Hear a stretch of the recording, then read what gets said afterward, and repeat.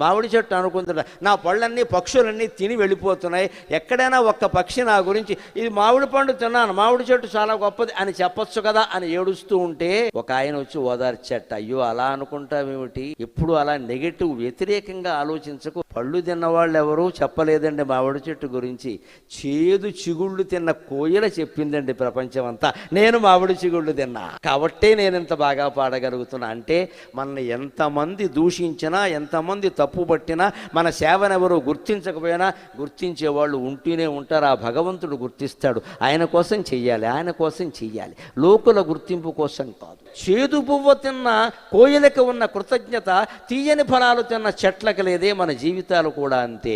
మన వల్ల అత్యుత్తమమైన ప్రయోజనాలు పొందిన వారు మన గురించి వ్యతిరేకంగా మాట్లాడతారు, ఏమీ పొందిన వాళ్ళు అనుకూలంగా మాట్లాడతారు. ఆశ్చర్యంగా ఉంటుంది కదా, ఆశ్చర్యంగా ఉంటుంది కదా జీవితం. అందుకని సేవ మానకూడదు.